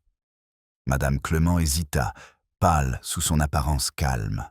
« C'est George Calthorpe, n'est-ce pas ? Henry parlait souvent de lui, de son aide précieuse pour les comptes de la paroisse, de sa fiabilité. »« Fiable », murmura Mademoiselle Marple. Un mot qui cache bien des déceptions. Elles traversèrent ensemble la pelouse, leurs pas absorbés par l'herbe humide. La porte de l'église était entr'ouverte, laissant échapper un ruban de lumière sur le chemin. À l'intérieur, l'air était imprégné de ce mélange familier de pierres, de bougies et d'une légère odeur florale, le fantôme du parfum de violette. La seule lampe du sanctuaire brûlait faiblement, conférant à l'intérieur une tranquillité onirique. George Calthorpe était agenouillé devant la balustrade du chœur. Il avait les mains jointes, mais sa posture n'était pas celle d'un dévot. Elle était tendue, comme s'il attendait une réponse qui refusait de venir. Sur le lutrin à côté de lui se trouvait un petit paquet enveloppé dans du papier. Les chaussures de Mademoiselle Marple ne faisaient même qu'un léger bruissement sur les dalles. Il se retourna brusquement et se leva. « Mademoiselle Marple, Madame Clement, vous m'avez surpris. » Sa voix, basse et tendue, trahissait plus de peur que d'agacement. « Mon cher monsieur Calthorpe, » dit Mademoiselle Marple, « pardonnez notre intrusion. Il est rare de trouver quelqu'un d'aussi pieux un soir de semaine. » Il rougit. « Je ne suis pas pieux, seulement agité. Je pensais trouver un peu de paix ici. » Le regard de Madame Clement se posa sur le paquet. « Et cela ?» Il hésita, puis le déballait. À l'intérieur se trouvait le livre de prière, rouge du vicaire, désormais sec, bien que ses bords fussent gondolés par la pluie. « Je le rendais, » dit-il rapidement. « Je l'ai trouvé hier près du mur. Je n'en voulais pas. J'ai mal compris. » Mademoiselle Marple s'approcha. Vous êtes prudent, monsieur Calthorpe, mais pas assez. Vous avez oublié le fermoir. » Il eut l'air surpris, puis presque provocateur. « Il a dû tomber. Ce n'est pas ce que vous pensez. Je pense rarement ce que les gens attendent, » dit-elle doucement. « Mais je remarque quand la culpabilité n'a pas d'objet propre. La vôtre, par exemple, semble empruntée. » Il la fixa, respirant de manière irrégulière. « Vous pensez que je mens. Mais c'est le vicaire, il cache quelque chose qui remonte à des années. Cet homme, Blake, n'était pas seulement un ami. Il a ruiné des gens, des femmes. Lydia Hollis, et une autre avant elle. Je ne l'ai appris que récemment. Le vicaire voulait se racheter, avec de l'argent, peut-être, ou en gardant le silence. Il m'a dit la vérité cette nuit-là, après le concert. Pourtant, vous avez dit qu'il ne vous avait rien dit, fit remarquer mademoiselle Marple. Il hésita. Il n'était pas lui-même. J'ai essayé de l'empêcher de retourner dans la sacristie, mais il a dit qu'il restait une chose à régler. Puis il est tombé. J'ai cru qu'il s'était évanoui. Je suis parti chercher de l'aide. Mais quand je suis revenu, quelqu'un d'autre était là. Quelqu'un d'autre, murmura madame Clement. Une femme, répondit-il. Je n'ai pas pu voir son visage. Elle était penchée sur lui. Quand elle m'a vu, elle s'est enfuie par la porte latérale. C'est à ce moment-là que la cloche a bougé. Le silence qui suivit fut rompu par le bruit des gouttes de pluie qui s'écoulaient à travers une fuite dans le toit, chaque goutte résonnant comme une note délibérée dans le calme inquiétant de l'église. La voix de mademoiselle Marple, lorsqu'elle se fit entendre, était presque bienveillante. « Vous n'en avez pas parlé auparavant, monsieur Calthorpe. » Il secoua la tête d'un air misérable. « Personne ne m'aurait cru. Le village me soupçonne déjà de quelque chose. Et puis, il y avait ce mouchoir. Je me suis dit que si je gardais le silence, tout cela passerait, peut-être. » Madame Clement écarquilla les yeux, perplexe. Mais qui cela pouvait-il bien être? Il n'y a plus personne qui...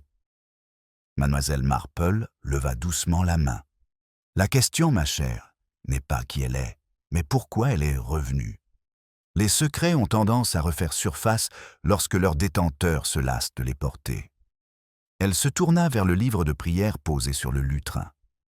La lueur des bougies en faisait briller la couverture humide. « Dites-moi, monsieur Calthorpe, l'avez-vous ouvert avant de le rapporter ?» Il hésita. « Oui, la dernière page manquait. Et qu'espériez-vous y trouver ?» Il eut un petit rire creux. « Une explication, un pardon. » Mais il n'y avait rien, seulement une trace d'écriture, comme si quelqu'un avait appuyé trop fort. Mademoiselle Marple acquiesça lentement. Le pardon, peut-être. Il laisse toujours une trace là où l'encre ne peut atteindre. Dehors, la pluie s'intensifia à nouveau, frappant doucement contre les vitraux. Tous trois restèrent silencieux jusqu'à ce que la cloche se remette à sonner, d'un tremblement faible et incertain. Calthorpe recula, les yeux rivés vers le haut. Il n'y a personne dans le grenier. J'ai vérifié. Alors quelque chose n'a pas été achevé, dit calmement mademoiselle Marple. La cloche se souvient de ce que nous oublions. Madame Clement vacilla légèrement, sa main agrippée à la rampe. Vous voulez dire qu'Henri, il n'est pas tombé, quelqu'un l'a poussé. Je veux dire, dit mademoiselle Marple, qu'une main a guidé à la fois sa chute et son silence. Et cette main, je soupçonne, n'avait pas pour but de lui faire du mal, mais d'empêcher une vérité de s'échapper avant qu'elle ne puisse être contenue. Calthorpe la regarda, perplexe. « Alors vous savez qui c'est ?»« Je sais, dit-elle, comment se comportent les coupables lorsqu'ils confondent repentance et réparation. Mais les noms doivent venir d'une confession, pas d'une déduction. » Des pas se firent, entendre dans l'allée du cimetière, mesurés, assurés, et manifestement pas ceux de l'inspecteur. La porte s'ouvrit et l'inspecteur Cray entra, essuyant la pluie sur ses épaules. Il s'arrêta net en les voyant. « J'aurais dû m'en douter, » dit-il sèchement. « Une réunion de prière, et avec des pièces à conviction en plus. » Son regard se posa sur le livre. « Vous l'avez trouvé, n'est-ce pas ?» « Monsieur Calthorpe était en train de le rendre, » dit Mademoiselle Marple. Cray haussa les sourcils. « Comme c'est pratique. Et avez-vous également trouvé ceci ?» Il brandit une petite enveloppe scellée à la cire noire, livrée à mon bureau il y a 1 heure, adressée à moi, mais écrite de la main du vicaire. Cachet de la poste, Weymouth. À l'intérieur, une note. La dette reste impayée. Calthorpe pâlit. C'est impossible, le vicaire est inconscient depuis... Mademoiselle Marple prit délicatement l'enveloppe. Une lettre écrite plus tôt, peut-être, ou par quelqu'un qui connaissait suffisamment bien son écriture pour l'imiter. Cray eut un petit rire. Une falsification donc, charmant. Je vais faire prélever des échantillons d'écriture. La voix de Madame Clement était à peine audible. Mais qui ferait une chose pareille? Mademoiselle Marple regarda la lettre, puis la flamme de la bougie qui vacillait au-dessus du lutrin. Quelqu'un qui croit encore pouvoir parler au nom des morts. C'est le type de loyauté le plus dangereux. L'inspecteur mit la note dans sa poche. Je monterai la garde au presbytère cette nuit. Si notre mystérieuse dame a l'intention de livrer un autre message, j'ai l'intention de l'accueillir en personne. Il les quitta, refermant brusquement la porte derrière lui. Le bruit résonna dans la nef comme une question sans réponse. Madame Clement se tourna vers Mademoiselle Marple et murmura « Vous pensez qu'elle reviendra ?» Le regard de Mademoiselle Marple se posa sur le clocher, où la corde pendait à nouveau immobile. « Ah oui, » dit-elle doucement. « Le pardon vient rarement seul. Il attend toujours un public. » La bougie vacilla, s'éteignit, ne laissant que le faible parfum des violettes flotter dans l'obscurité. Le faible parfum des violettes persistait même, après que la bougie se fut éteinte, se frayant un chemin dans l'obscurité comme un souvenir murmuré. Mademoiselle Marple resta immobile pendant un moment. Le silence de l'église semblait épais, comme s'il écoutait. Puis elle se tourna vers Madame Clement, dont le visage était pâle et lumineux dans la pénombre. « Vous devriez rentrer chez vous maintenant, ma chère, » dit doucement Mademoiselle Marple. « La nuit n'est clémente qu'avec ceux qui savent ce qu'elle réserve. » Madame Clement hésita, puis acquiesça, son calme tremblant comme la flamme qui venait de s'éteindre. « Jane, si elle revient, promettez-moi que vous ne... » « Je vous promets, » dit Mademoiselle Marple, « que je serai là où l'on aura besoin de moi. » Une fois Madame Clement partie, ses pas s'éloignant dans le chemin, Mademoiselle Marple descendit lentement la nef.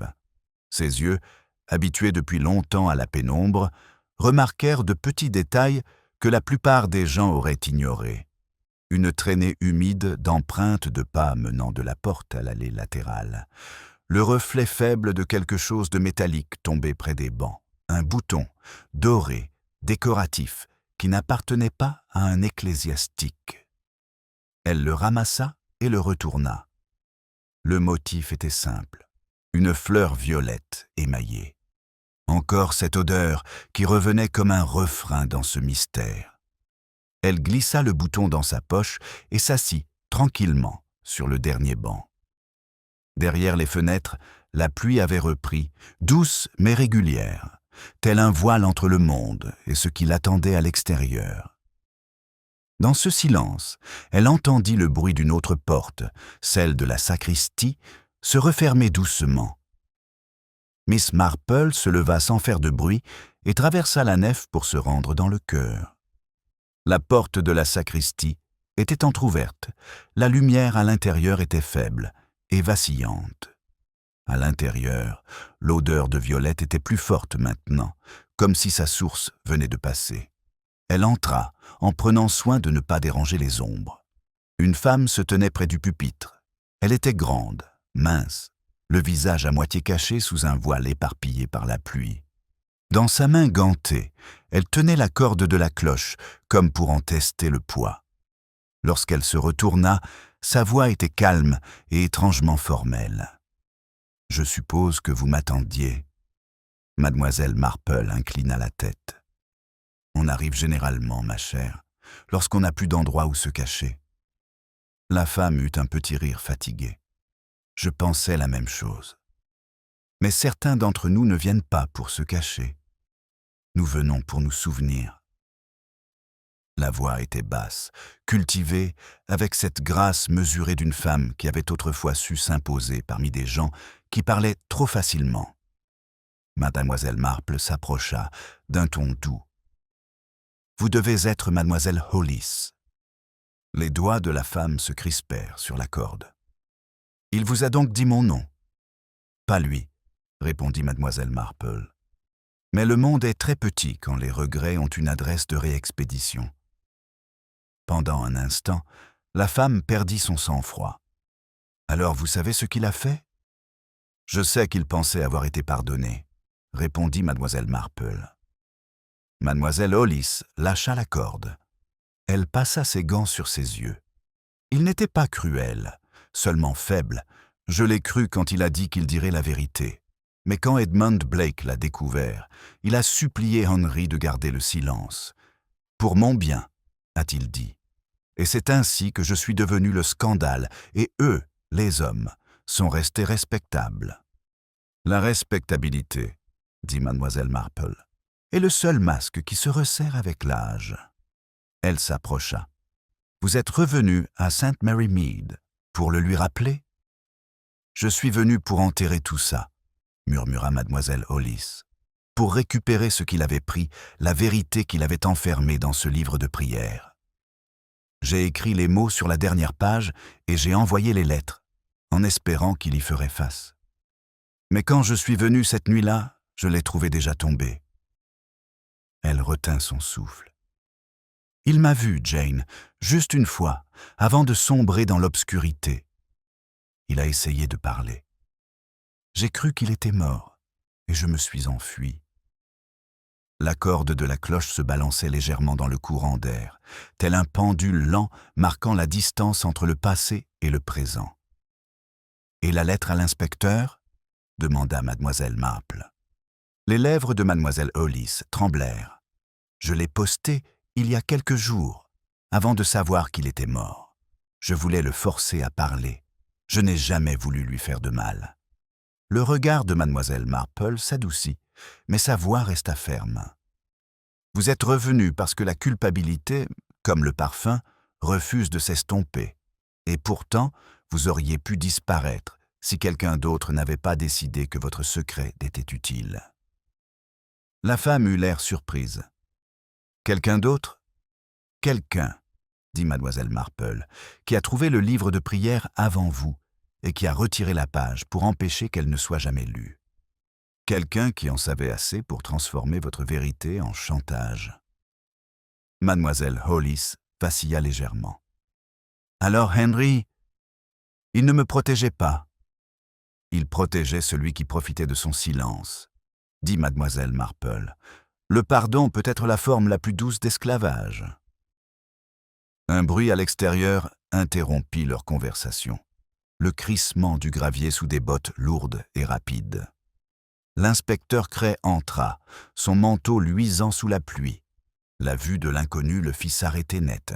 « Eh bien, » dit-il d'un ton sinistre, « je dirais que cette soirée nous a apporté un fantôme de trop. » Mademoiselle Hollis se redressa, retrouvant son sang-froid avec effort. « Vous êtes l'inspecteur, alors emmenez-moi. Je n'ai rien à cacher. » Cray regarda mademoiselle Marple, perplexe. « Est-ce la dame dont nous avons tous parlé à voix basse ?» Mademoiselle Marple acquiesça doucement. « Je pense qu'elle est la seule parente survivante de la vérité. » Le ton de Cray se durcit. « Mademoiselle Hollis, vous devez me suivre. Vous pourrez faire votre déposition au poste. » La femme baissa les yeux. « Oui, mais j'aimerais avoir un moment avant. » Il hésita, puis lui fit signe de se dépêcher. Mademoiselle Marple la regarda s'approcher de l'autel, toucher le bord du livre de prière qui s'y trouvait et murmurer quelque chose d'inaudible. Peut-être une prière, peut-être des excuses. Lorsque l'inspecteur la conduisit dehors sous la pluie, Mademoiselle Marple resta en arrière. La sacristie semblait désormais plus vide, mais une légère trace de violette flottait encore dans l'air humide. Telle une question sans réponse. Elle s'approcha du bureau et souleva à nouveau le livre de prière. Un fragment de papier fin glissa entre ses pages qu'elle n'avait pas remarqué auparavant. Il était écrit dessus, d'une écriture ferme.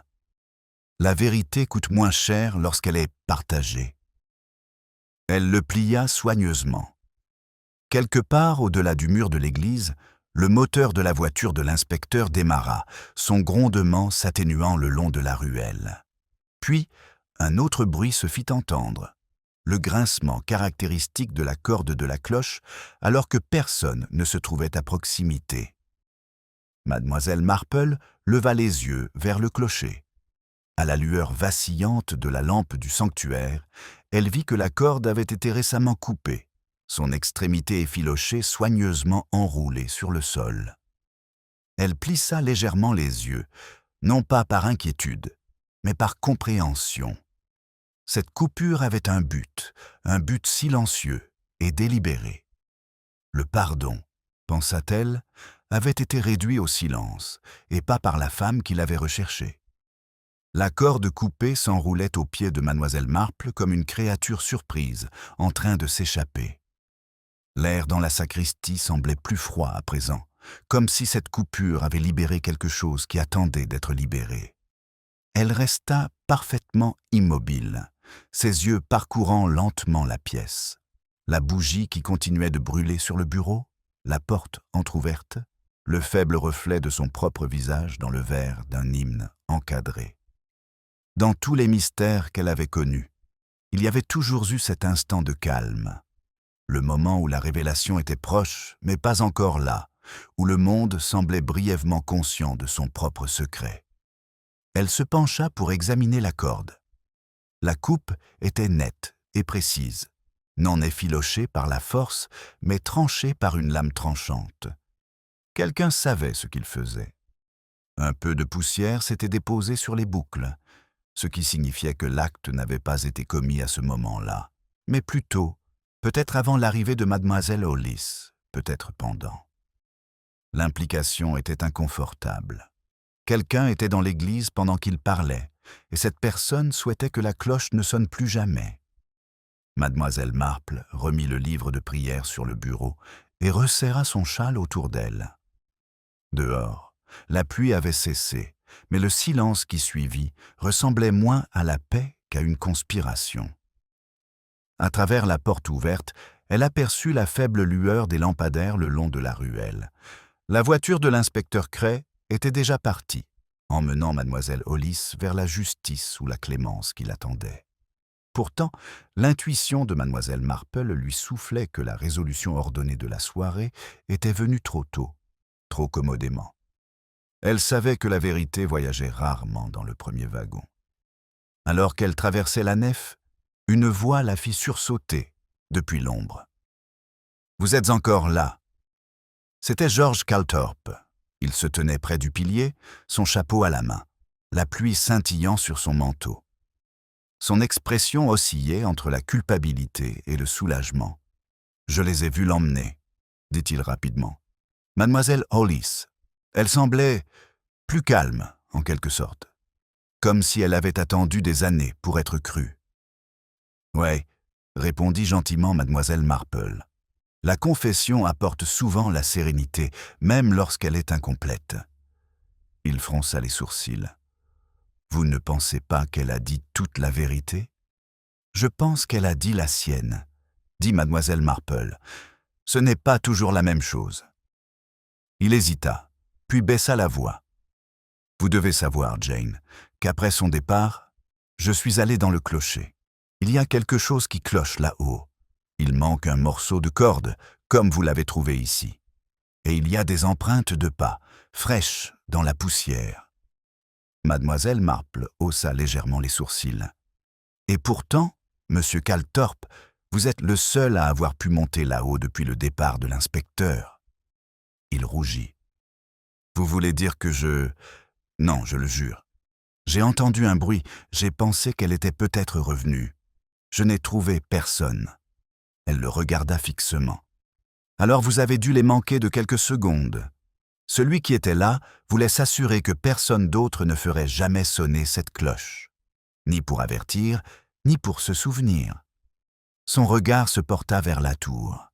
« Qui se soucierait d'une cloche ? » « Quelqu'un, » dit-elle doucement. « Qui sait qu'elle peut encore parler ?» Ils quittèrent l'église ensemble. Le village était silencieux. Toutes les fenêtres étaient fermées, toutes les lumières éteintes. C'était cette heure particulière en Angleterre, entre le scandale et le petit déjeuner, où même la culpabilité se repose. Mademoiselle Marple quitta M. Calthorpe sur la pelouse, le regardant disparaître dans la brume, sa silhouette se dissolvant comme la certitude elle-même. À l'intérieur de son cottage, le foyer était froid, mais elle ne fit aucun geste pour le rallumer. La photographie était là où elle l'avait laissée, la rayure sur le visage de l'inconnu, reflétant désormais la faible lumière de la lampe. Elle suivit la marque du doigt. Un homme effacé, une femme revenue. La symétrie la troublait. Les histoires humaines, pensa-t-elle, s'alignent rarement aussi parfaitement, à moins d'être arrangées à dessein. On frappa à la porte. Ce n'était pas le tapotement timide d'une commère, ni le coup sec d'une autorité, mais un son hésitant entre les deux, qui appartenait à quelqu'un déchiré entre la peur et le devoir. Lorsqu'elle ouvrit la porte, Madame Clement se tenait là, un châle sur les épaules, les yeux écarquillés et sans sommeil. « Jane, » murmura-t-elle, « il est parti. » La voix de Mademoiselle Marple était calme. « Votre mari ? » ?»« Oui, l'inspecteur est parti il y a une demi-heure, et quand je suis monté à l'étage, le lit d'Henry était vide. La fenêtre était ouverte. Son manteau avait disparu. Il y avait un mot. Elle tendit une feuille froissée. Il n'a écrit qu'une seule ligne. « Pardonne-moi », sous la cloche. Le cœur de Mademoiselle Marple se serra, mais son ton resta calme. Alors nous ferions mieux de nous dépêcher. L'église se dressait, sombre, contre le ciel alors qu'elle s'approchait, la tour s'élevant comme une sentinelle au-dessus du village endormi. La porte s'ouvrit immédiatement. Elle n'était bien sûr pas verrouillée. À l'intérieur, une seule lanterne brillait faiblement sur le sol, laissée là par quelqu'un qui n'était pas sûr de son courage. Un léger bruit de mouvement résonna au-dessus d'elle, des pas lents dans la galerie étroite. Madame Clement agrippa le bras de Mademoiselle Marple. « Jane, il va encore tomber. »« Il ne va pas bien. »« Non, » répondit Mademoiselle Marple. « Il est plus déterminé cette fois-ci. » Ils montèrent prudemment, l'escalier en colimaçon étant humide sous leurs pieds. Près du sommet, l'air se raréfiait. L'odeur de la poussière et du métal ancien devenait plus forte. Le vicaire se tenait à côté de la cloche silencieuse, son manteau boutonné, les cheveux humides à cause de la brume. Il se retourna à leur approche, la lumière de la lanterne révélant un visage ni fou ni désespéré, mais étrangement déterminé. « Jane, » dit-il doucement, « tu es toujours arrivée quand le silence devenait trop pesant. »« Henry, » supplia sa femme, « descends, s'il te plaît. Ils ont emmené mademoiselle Hollis. C'est fini. »« Ça ne peut pas être fini, » dit-il, « parce que ce qu'elle vous a dit n'était pas la vérité. » La voix de mademoiselle Marple était douce. « Alors, dites-nous la vôtre. » Il posa une main sur le cadre en bois de la cloche. « C'est moi qui ai écrit les lettres de Weymouth, à moi-même, pour me rappeler ce que je devais. Edmund Blake est mort à cause de ma lâcheté. Lydia était innocente, mais elle se croyait coupable parce que je l'avais laissé croire cela. Je pensais que si j'avouais, je les détruirais tous les deux. J'ai donc choisi le silence, et la cloche a sonné pour cela. Les sanglots de Madame Clement étaient doux, mais amers. Alors pourquoi avoir mis tout cela en scène? J'avais l'intention de sonner la cloche ce soir, dit-il, et de laisser le village croire à une hantise. Une dernière expiation, mais quelqu'un avait déjà coupé la corde. Il regarda alors mademoiselle Marple, un léger sourire effleurant ses lèvres. « Vous voyez, Jane, même le repentir n'est pas sûr à St. Mary Mead. » Mademoiselle Marple l'observa tranquillement. « Et qui, selon vous, l'a fait taire pour vous ?» Il hésita, un éclair de doute traversant son visage. « Je pensais que ça devait être elle. »« Lydia ?»« Non, » dit mademoiselle Marple. Mademoiselle Hollis n'aurait pas coupé sa propre confession. Celui qui a coupé la corde craignait que la vérité ne résonne plus fort que le pardon. Quelqu'un de plus proche. Les yeux du vicaire se posèrent lentement sur sa femme. Madame Clement se tenait raide, le teint livide. « Jane, dit-elle faiblement, tu ne veux pas dire. »« Je veux seulement dire, dit mademoiselle Marple, que l'amour, lorsqu'il est acculé par la honte, est prêt à tout pour conserver sa forme, même détruire ce qui pourrait le libérer. » Le vicaire vacilla, son expression se transformant en quelque chose qui ressemblait à du chagrin. « Oh, ma chère, murmura-t-il, vous n'auriez pas dû essayer de m'épargner. » Le sang-froid de Madame Clement vola en éclats. « Je ne pouvais pas les laisser vous détruire. Je voulais seulement arrêter la cloche, les empêcher de parler. Je ne savais pas que cela vous rendrait malade. » Ces mots se dissolurent en sanglots. La cloche au-dessus d'eux resta muette, son silence plus lourd que le son. Mademoiselle Marple s'avança, la voix basse mais ferme. « Allons, ma chère. Inutile de dramatiser. Le village parlera, mais pas éternellement. Les apparences se lassent de leur propre vertu. » Elle conduisit doucement la femme vers les escaliers, laissant le vicaire fixer l'extrémité propre de la corde, la main posée sur le métal immobile. En bas, l'aube commençait à peine à éclairer les fenêtres. Une lumière faible et incertaine s'infiltrant dans l'église, trop fragile pour promettre le pardon. Mademoiselle Marple s'arrêta sur le seuil, jetant un dernier regard en arrière. Quand les gens décident de ce qui ne doit jamais être entendu, dit-elle doucement, ils oublient toujours que le silence a un écho. Les derniers mots du vicaire résonnaient dans l'air froid du clocher, longtemps après que mademoiselle Marple eut conduit madame Clement en bas de l'escalier en colimaçon. Chaque marche craquait sous le poids du chagrin et de l'humiliation. Chaque tournant de l'escalier semblait comprimer davantage le silence. Lorsqu'elles atteignirent la nef, les premières lueurs de l'aube filtrèrent à travers les vitraux en fragments pâles de rose et d'ambre, colorant le sol de pierre comme du vin renversé et du remords. Madame Clement s'assit sur le banc de devant, son châle serré autour des épaules, le regard vide. Mademoiselle Marple se tenait à côté d'elle, les mains soigneusement posées sur son sac à main, le visage calme mais intérieurement agité. Elle savait que le silence avant la confession n'était jamais la fin, mais seulement le moment où le mensonge avait perdu sa force pour se défendre. Dehors, une voiture s'approchait, son moteur résonnant à travers la verdure. L'inspecteur Cray entra, chapeau à la main, les bottes mouillées par la brume matinale. « Je pensais vous trouver ici, » dit-il doucement. Le commissariat a téléphoné. Mademoiselle Hollis a fait sa déposition. Elle affirme que le vicaire savait qu'elle était revenue, mais qu'elle n'avait aucune intention de nuire. Elle a dit qu'elle voulait seulement faire la paix. Elle a réussi, dit doucement mademoiselle Marple, mais pas comme elle l'avait imaginé. Cray jeta un coup d'œil vers madame Clement, qui restait immobile. C'est donc vrai, elle a coupé la corde. Pour l'empêcher de faire entendre à tous le poids de sa conscience? Peut-être, répondit mademoiselle Marple. Mais les motivations sont rarement aussi simples.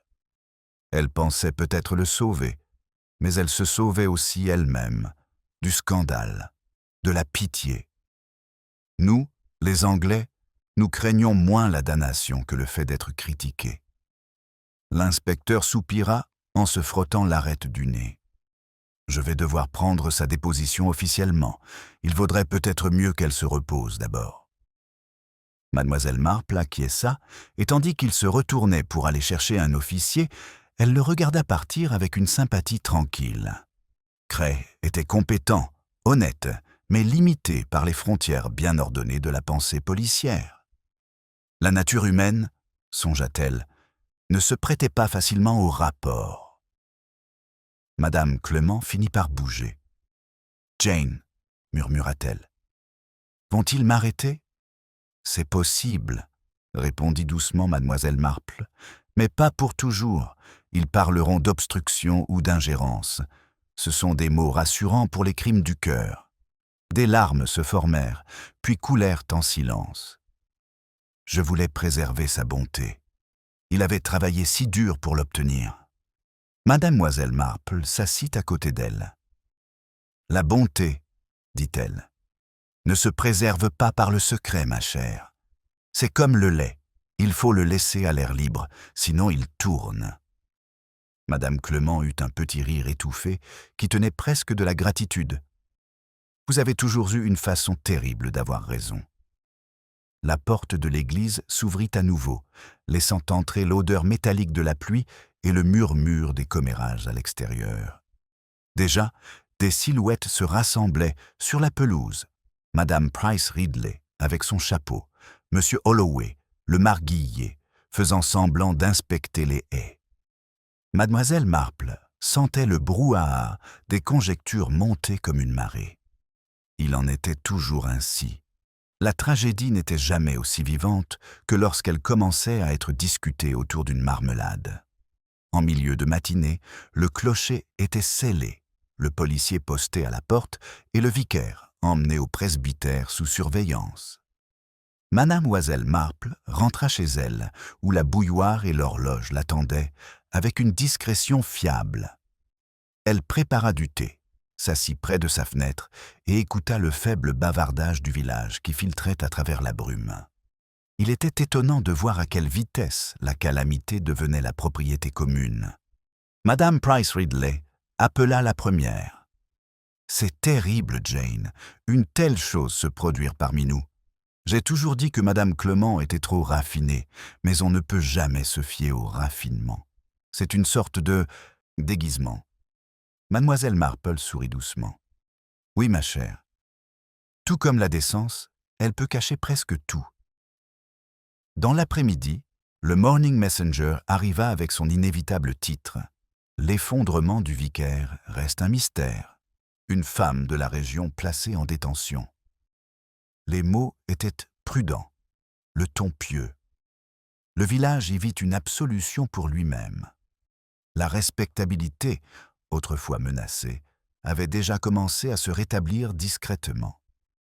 Mais les pensées de mademoiselle Marple restaient fixées sur le vicaire, dont la faiblesse n'était pas née du vice, mais du sentimentalisme, la forme la plus dangereuse d'égoïsme.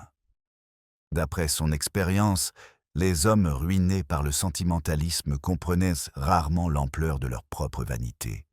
Ils confondaient leur dissimulation avec de la miséricorde. Au crépuscule, on frappa à la porte. George Calthorpe se tenait sur le pas de la porte, le chapeau à la main. Une fois de plus. Son regard était plus clair maintenant, bien qu'il fût encore assombri par quelque chose de tacite. « Je suis venu vous remercier, Jane, » dit-il, « pour avoir su voir au-delà du bruit. »« Vous n'avez pas à me remercier, » répondit-elle. La vérité attendait avec impatience. Je n'ai fait qu'ouvrir la fenêtre. Il hésita. Il y a une chose qui me laisse encore perplexe. La cloche. Elle n'a jamais sonné après sa chute, et pourtant tout le monde l'a entendue. Même moi. Comment est-ce possible ? Mademoiselle Marple regarda vers l'église, dont la silhouette sombre se détachait sur le ciel rougissant. « Les échos sont des choses curieuses, monsieur Calthorpe. Il renvoie ce que nous souhaitons le plus ne pas avoir dit. Il semblait ne pas savoir si elle le taquinait ou lui donnait une leçon, mais il s'inclina poliment et partit. Elle le regarda s'éloigner, jusqu'à ce que sa silhouette se dissolve à nouveau dans la brume. La nuit s'installa à nouveau sur St. Mary Mead, calme et immaculée, comme si rien de désordonné ne s'était jamais produit sous ses toits. Pourtant, Mademoiselle Marple savait que la paix fondée sur le silence était la plus fragile de toutes. Le village reprendrait ses rituels. Fêtes, thé et broderies sans fin des chagrins des autres, mais le souvenir de la cloche persisterait, faible mais indélébile. Elle se dirigea vers son bureau et ouvrit le petit tiroir où se trouvait le livre de prière du vicaire. Le fermoir en laiton, retrouvé et poli, reflétait la lumière de la lampe dans un éclat discret. À l'intérieur de la couverture, elle avait glissé la note trouvée plus tôt, celle qui disait « La vérité coûte moins cher lorsqu'elle est partagée ». Elle la regarda longuement, puis referma doucement le livre et le posa à côté de sa tasse de thé. Par la fenêtre ouverte, les bruits ordinaires du soir flottaient, l'aboiement d'un chien, la sonnette d'un vélo, le murmure lointain des conversations provenant du parc. La vie qui s'affirmait à nouveau, modestement et sans excuse. Elle se pencha en arrière, le visage impénétrable, pensif, peut-être même fatigué. « Nous sommes, murmura-t-elle, un peuple très industrieux lorsqu'il s'agit d'enterrer les vivants sous la dignité des morts. » L'horloge sonna 7 heures, son carillon délicat comme un souvenir. Mademoiselle Marple se servit une autre tasse de thé, la vapeur s'élevant doucement à la lumière de la lampe. Dehors, le clocher de l'église se dressait en silence, sa corde coupée, ses secrets tus, mais quelque part au fond du cœur métallique de cette cloche, imaginait-elle, une seule note non frappée subsistait, attendant qu'une main plus douce la libère.